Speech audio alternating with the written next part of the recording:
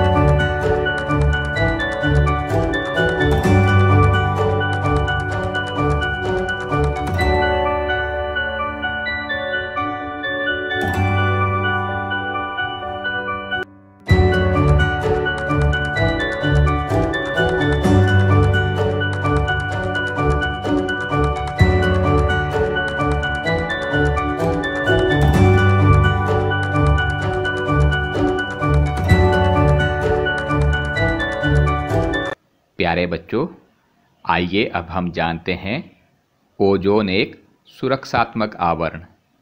Let us know about ozone, a protective shield. बच्चों, आपने हमारे वायुमंडल में ओजोन परत के बारे में ज़रूर सुना होगा। जिस तरह छाता हमें बारिश से बचाता है या तेज धूप से बचाता है, उसी तरह ये ओजोन परत भी हमारी धरती को बचाती है। अब हम जानेंगे कि ये ओजोन परत हमारी धरती को किससे बचाती है।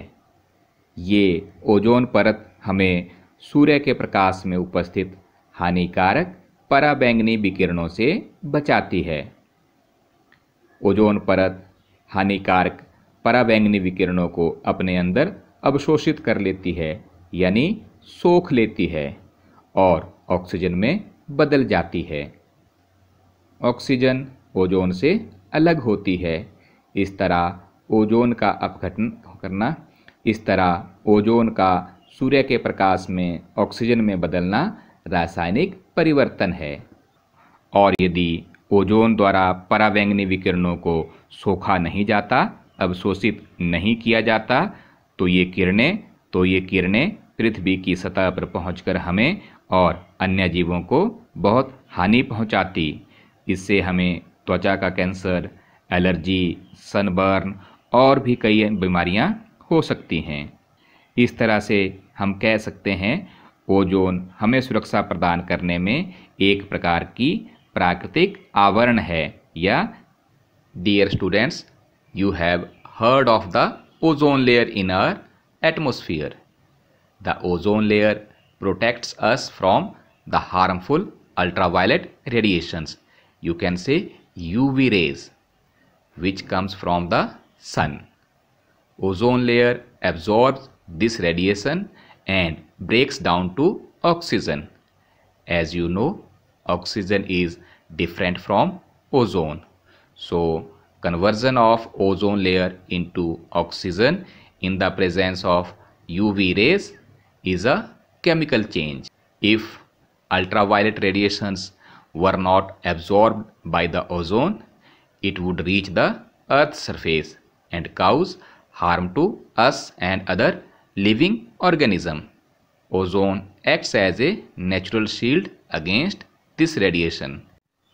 आप देख रहे हैं उच्च यूवी रेज ओजोन परत को ऑक्सीजन में बदल देती हैं, जबकि निम्न यूवी रेज वापस ऑक्सीजन को ओजोन में कन्वर्ट कर देती हैं, जबकि क्लोरोफ्लोरोकार्बन ओजोन लेयर को तोड़कर ऑक्सीजन में बदल देती है और वापस ऑक्सीजन को ओजोन में नहीं बदलती है, जिस कारण धरती के छाते इस ब्लैंकेट के अंदर एक छेद पड़ जाता है और जिसे भरना बहुत आवश्यक है, अन्यथा सभी को भारी नुकसान हो सकता है।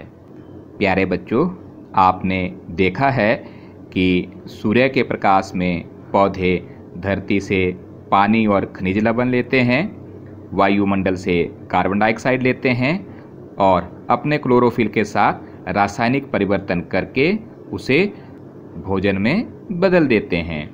इस तरह प्रकाश संश्लेषण भी एक रासायनिक परिवर्तन है।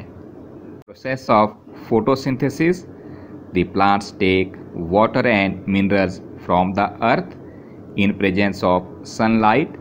The chlorophyll converts the carbon dioxide of atmosphere into its food. This is a chemical change. तो बच्चों, क्या आप अब बता सकते हैं कि पाचन एक रासायनिक परिवर्तन है या नहीं? Can you tell me digestion is a chemical change or not? क्योंकि जो भोजन हम खाते हैं वो हमारे आमाशय से होता हुआ छोटी आंत से गुजरते हुए बड़ी आंत के माध्यम से गुदाद्वार द्वारा बाहर निकल जाता है, तो ये भी एक रासायनिक परिवर्तन है। This is also a chemical change.